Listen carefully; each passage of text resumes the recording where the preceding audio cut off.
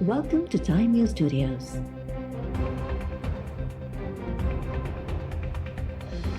You are watching 12 p.m. Bulletin.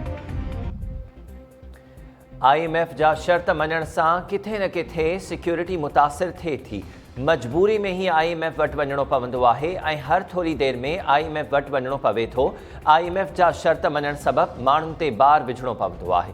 वज़ीर आज़म इमरान ख़ान जो चवणु आहे त पाक फ़ौज दहशतगर्दी ख़िलाफ़ जंग में वॾियूं क़ुर्बानियूं ॾिनियूं आहिनि।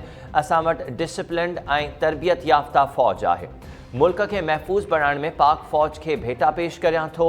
वॾी महिनत सां सलामती बाबति मुतफ़िक़ा क़ौमी दस्तावेज़ तैयार किया विया आहिनि।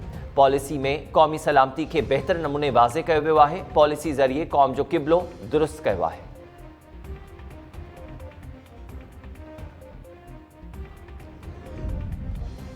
सेनेट में ऑपोज़िशन जो मिनी बजट ऐं बिजली महांगी करण ख़िलाफ़ एहतजाज। ऑपोज़िशन लीडर यूसुफ रज़ा गिलानी जो चवणु आहे त आवाम IMF जा सख़्त शर्त बर्दाश्त नथो करे सघे। सेनेटर मुश्ताक गनी चयो त बिजली जा ॿीहर अघ वधाए अवाम ते ज़ुल्म कयो वियो आहे। माण्हुनि खे एहतजाज ते मजबूर कयो पियो वञे। ऑपोज़िशन तरफ़ां कोरम जी निशानदही ते ॿीहर ॻणप। कोरम पूरो न हुजण सबबि इजलास मुलतवी।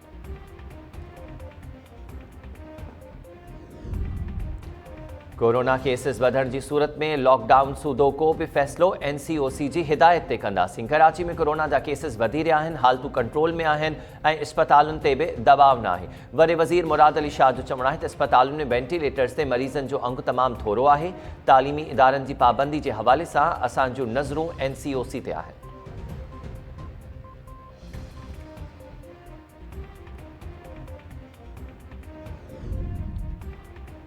कराची में ॿारनि जी ॿी वॾी इस्पताल खे मुलाज़िमनि ताला हणी छॾिया। नॉर्थ नाज़माबाद में सिंध गवर्नमेंट चिल्ड्रन अस्पताल जा मुलाज़िम सरापा एहतजाज बणियल। मुलाज़िमनि 2 महीननि ताईं एमरजेंसी वार्ड बंदि करण बाद OPD ऐं कोरोना वैक्सीन सेंटर बि ड्यूटी जो बाइकॉट करे छॾियो। इस्पताल जे गेट अॻियां धरणे दौरान मुतालबनि जी मनता लाइ नारेबाज़ी। मुलाज़िमनि जो चवणु आहे त इस्पताल जे 390 मुलाज़िमनि खे 5 महीननि खां पघारूं नथियूं मिलनि, जंहिं सबबि हू बचनि सूदो बुखूं काटण ते मजबूर आहिनि। हुकूमत खां पघारूं फौरी जारी करण जो मुतालबो। इस्पताल में बाइकॉट सबबि मरीज़ ॿार ऐं संदनि वालदैन परेशान।